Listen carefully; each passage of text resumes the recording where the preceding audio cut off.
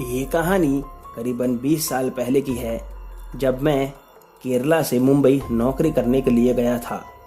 मुझे मुंबई में एक हॉस्पिटल में वार्ड बॉय की नौकरी मिली थी और मेरी शिफ्ट बदलती रहती थी। नया नया ज्वाइन हुआ था, तब मुझे स्टाफ क्वार्टर नहीं मिला था, तो मैंने जोगेश्वरी में एक घर लिया था भाड़े से, जिसमें मेरे साथ दूसरे 3 दोस्त भी रहते थे, जो अलग अलग समय पर नौकरी जाते थे। जब मेरी ड्यूटी दिन की रहती थी, तब मेरे दोस्तों ने मुझसे कहा था कि रात के समय तफरी मारने के लिए मत निकलना, ये बिल्डिंग और आसपास की जगह प्रेत बाधित है। मैं वैसे भी दिन भर काम करके शाम को घर आता था, तो रात को बाहर जाना तो होता नहीं था, क्योंकि पूरी नींद लेनी ज़रूरी थी। एक रात को ऐसे ही मैं सो रहा था और मेरा एक दोस्त भी दूसरे कमरे में सो रहा था। अचानक से गर्मी लगने की वजह से मैं उठकर मेरे कमरे की बालकनी की तरफ गया। वहाँ कुछ हवा आ रही थी। तभी मेरी नज़र सामने वाली खिड़की पर गई, जहाँ एक लड़की खड़ी थी। उसका चेहरा मुझे ठीक से दिखाई नहीं दे रहा था, लेकिन उसके लंबे लंबे बालों से ये पता चल रहा था कि वो एक लड़की है। पता नहीं क्यों, पर मुझे ऐसा एहसास हुआ कि मुझे बालकनी में नहीं आना चाहिए था, तो मैं तुरंत अंदर कमरे में जाकर के सो गया। करीब 3 से 4 दिन बीते होंगे और मेरी ड्यूटी नाइट की हो गई।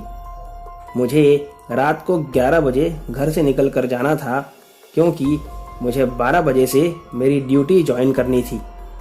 मैं घर से निकला तब बड़े आश्चर्य में पड़ गया कि हमारी पूरी बिल्डिंग ही अंधेरे में गुप्त थी। किसी भी घर में लाइट नहीं जल रही थी और कोई भी घर के बाहर दिखाई नहीं दे रहा था। उस वक्त एक बार मैं भी थोड़ा सा डर गया था। फिर मैं जल्दी से सीढ़ियाँ उतरने लगा। सीढ़ियाँ उतरते वक्त ऐसा लग रहा था मानो मेरे साथ कोई और भी है। मैंने पीछे मुड़कर देखा तो कोई नहीं था। जब मैं बिल्डिंग से नीचे उतर गया, तब मेरी नज़र अनायास ही उसी बालकनी पर गई जहां मैंने उस लड़की को खड़ा देखा था, और वो उस वक्त वहीं खड़ी थी। तभी कुछ ऐसा हुआ जो मेरी कल्पना से बाहर था।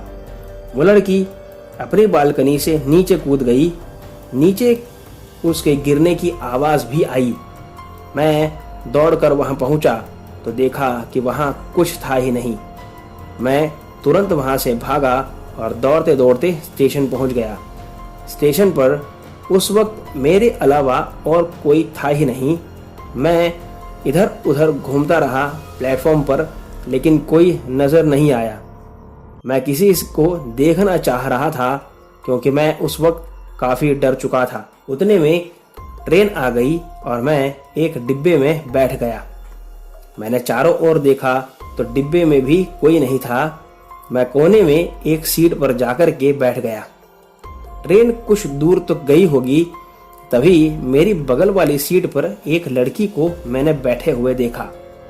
उसे देखकर मैं एकदम घबरा गया, क्योंकि ये वही लड़की थी जो बालकनी से कूदी थी।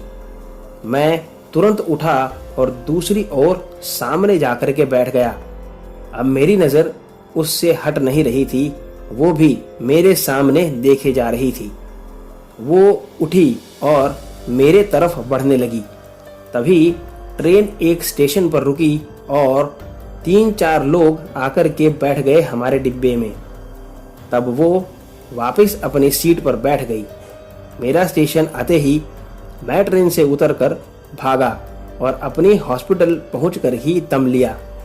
हॉस्पिटल पहुंचकर मैं अपने काम में व्यस्त हो गया और वो सब लगभग भूल ही गया था कि नाश्ते का टाइम होने पर मैं स्टाफ रूम में नाश्ता करने गया। तभी वहाँ मैंने उस लड़की को देखा और वो तुरंत मेरे तरफ आगे बढ़ी, लेकिन मैं ये महसूस कर पा रहा था कि वो चाहकर भी मुझे छू नहीं पा रही थी। कुछ देर बाद वो वहाँ से हवा हो गई। सुबह ड्यूटी से छूटकर मैं हनुमान जी के मंदिर गया और वहाँ पुजारी जी को मैंने सारी आप बीती बताई। तब उन्होंने कहा कि बेटा, तुम इसलिए अभी तक बचे हो क्योंकि तुमने हनुमान जी का कलावा बांध रखा है। इस घटना के बाद मैंने वो घर बदल दिया था और मुझे जल्दी ही स्टाफ क्वार्टर भी मिल गया था। तो आज की कहानी में बस इतना ही। अगर आपको कहानी पसंद आई हो तो वीडियो को लाइक और चैनल को सब्सक्राइब ज़रूर करें। और अगर आपके पास भी ऐसी कोई कहानी है तो मेरे साथ मेरे ईमेल पर ज़रूर शेयर करें, जो डिस्क्रिप्शन बॉक्स में दिया है। तो मिलते हैं अगली कहानी में। आप देख रहे थे आहट एक अनहोनी की कश्यप के साथ। धन्यवाद।